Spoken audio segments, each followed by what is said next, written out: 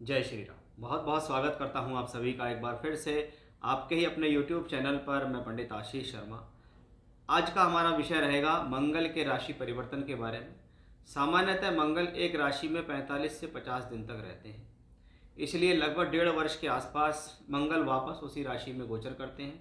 कभी वो स्वराशि के होते हैं, कभी वो उच्च के, तो इस बार वह नीच के होंगे। यानी जब कोई ग्रह ब्रह्मांड के अंदर अपनी रश्मियों को खो देता हो, यानी उसकी जो गति है वो जिस गति से चल रहा है, लेकिन वो जिस राशि में चल रहा है वो राशि है कर्क राशि, और कर्क राशि में मंगल ग्रह नीच के होते हैं। यानी ग्रह का अगर दीप्तादि अवस्थाओं के अंदर देखें तो ग्रह अपना बल खो चुका है, क्योंकि दीप्तादि अवस्थाओं में सबसे जो निचले स्तर पर ग्रह आता है वह नीच का ग्रह होता है। ऐसे ग्रह के लिए कहा जाता है कि ऐसे ग्रह को अन्य ग्रहों के स्ट्रेंथ के द्वारा ही बल मिलता है। जैसे अच्छे ग्रहों के साथ हो, अस्त ना हो, शुभ ग्रहों का प्रभाव हो, नीच भंग राजयोग होता हो, तब कहीं जाकर वह नीच का ग्रह अच्छे फल दे सकता है। अब मंगल ग्रह 2 अप्रैल 2025 से 6 जून 2025 तक रहेंगे कर्क राशि में नीच के। यानी इस दौरान उसका आपकी राशि पर क्या फर्क पड़ेगा, इसकी जानकारी इस वीडियो के माध्यम से आपको विस्तार से मिलने वाली है। इसलिए वीडियो में अंत तक जरूर बने रहिए, जिससे आपकी राशि के अकॉर्डिंग इसकी विशेष जानकारी मिल सके। चंद्रमा, जिसको हम मन का कारक ग्रह मानते हैं, और मन के कारक ग्रह का संबंध जैसे ग्रहों से होता है वैसा ही आपका मन भी होता है। यानी इसका सबसे बड़ा जो प्रभाव है वो आपकी सोच विचार, आपकी मानसिकता, आपके मन मस्तिष्क पर पड़ेगा। चंद्रमा एक मन का ग्रह है, और चंद्रमा के ऊपर कहा जाता है अगर मंगल का प्रभाव आता है, क्योंकि मंगल उसकी राशि में नीच का है, इसलिए ये कॉम्बिनेशन जीवन में आपके एग्रेशन को कंट्रोल करने वाला माना जाता है। अब अगर ये मंगल चंद्रमा की राशि में नीच का है तो आप एग्रेशन कंट्रोल नहीं कर पाएंगे। वहीं दूसरी तरफ चंद्रमा पर मंगल का प्रभाव ना हो तो ये कहीं ना कहीं आपकी मानसिकता के लिए बेहतर है। यानी अगर इसको हम एग्रेशन के बारे में बात करें तो मंगल कौन है? हिम्मती, साहसी, जोशीला प्लेनेट है।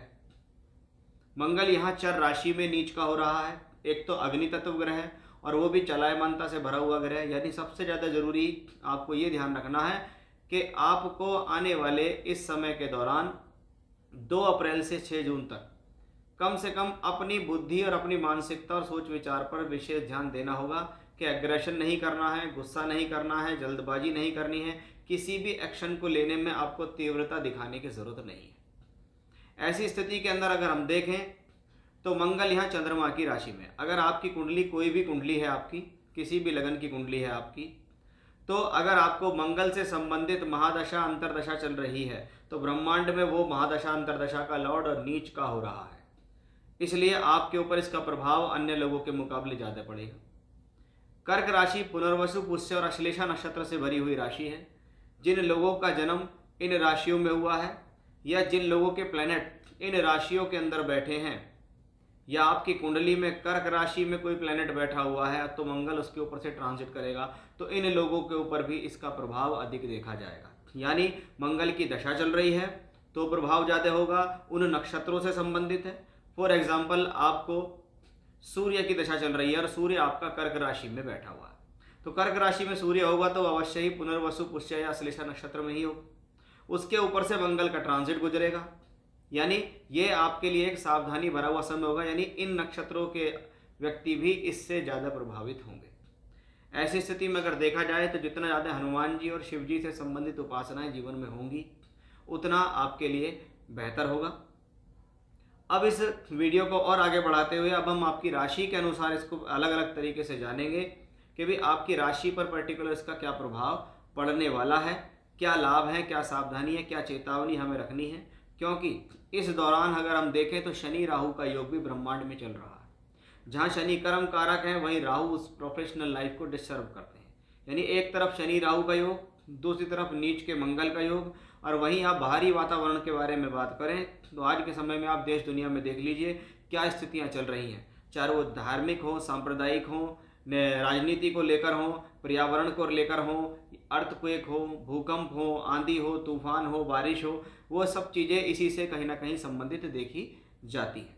तो आइए शुरुआत करते हैं। अब आपकी राशि पर इसका क्या फ़र्क पड़ने वाला है उसको विस्तार से जानते हैं।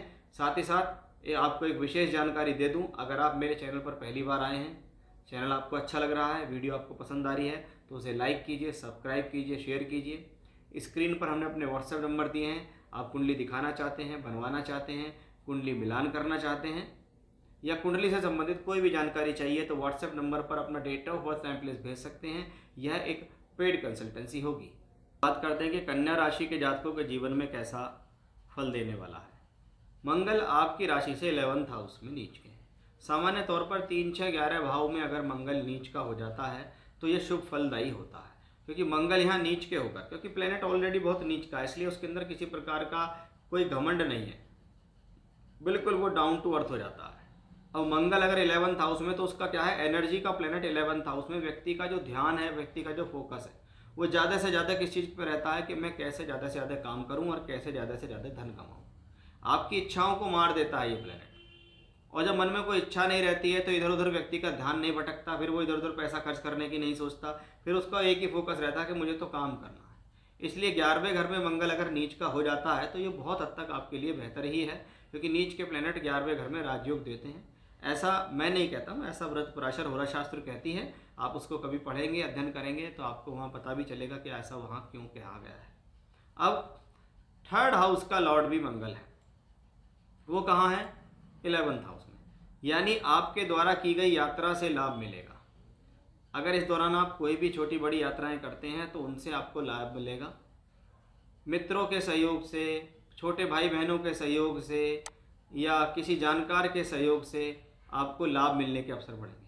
बहुत बार कम्युनिकेशंस के माध्यम से, लोगों के साथ मिलने जुलने से, या फिर ऐसा भी कह सकते हैं कि तीसरे घर का मालिक अगर वहाँ बैठा है, ऐसी स्थिति में अगर हम सोशल मीडिया के प्लेटफॉर्म से किसी भी तरह से जुड़े हुए हैं तो उससे भी जुड़कर आपको यहाँ लाभ मिलने के संकेत अच्छे रहते हैं।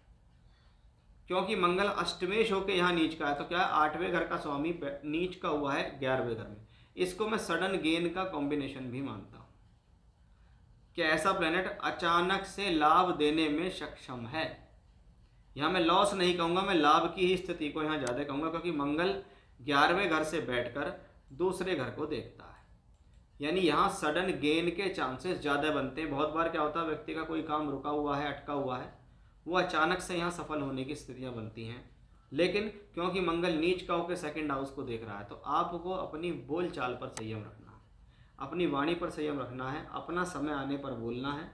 कोशिश करनी है कि इंतज़ार करना है आपको फल का, कि भी जितना ज़्यादा धैर्य आपके भीतर घुसा हुआ होगा उतना ज़्यादा धैर्यवान आप बनेंगे और उतना आप चीज़ों का वेट करेंगे तो आपको लाभ मिलेगा।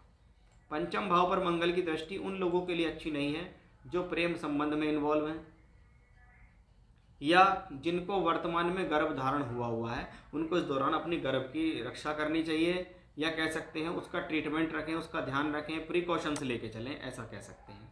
5th भाव पर पड़ रही मंगल की दृष्टि आपकी शिक्षा से आपका ध्यान हटा सकती है, इस बात का आपको ध्यान रखना है। मंगल की दृष्टि 6ठे भाव पर है, वाहन चलाने में सावधानी रखें, किसी भी प्रकार का झगड़े झंझट से बचें, बिना वजह के लोगों से बचें, अपनी एनर्जी को राइट डायरेक्शन में लगाएं, वो आपके लिए बहुत ज़्यादा ज़रूरी, क्योंकि मंगल एनर्जी का प्लेनेट है और वो सारी की सारी एनर्जी आपकी राशि से 11वें घर में लगी हुई है। यानी आपका फोकस भी क्या रहना चाहिए कि मुझे तो भी लाभ लेना है, मैं लाभ लेने के लिए काम करूंगा, पेशेंस से काम करूंगा, जल्दबाजी से मैं बचूंगा।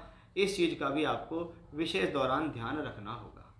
यानी कन्या लगन या कन्या राशि के लिए अगर हम देख रहे हैं तो कन्या राशि के जातकों के लिए मंगल मित्र नहीं है, लेकिन ये मित्र ग्रह भी आपका मित्र बन सकता है। जैसे मित्र ग्रह नहीं है यानी शत्रु है, लेकिन शत्रु ग्रह भी आपका मित्र बन सकता है। वो कैसे बनेगा उसके लिए मैंने आपको जानकारी दी है कि आपको किस लेवल पे काम करना है, किन चीज़ों से बचना है अगर आपको यहाँ से फ़ायदा चाहिए। तो ये था कन्या राशि के जातकों के जीवन में कैसा होगा मंगल का प्रभाव, जब मंगल आपके जीवन में लगभग 50 दिनों तक नीच के होंगे। जय श्री राम।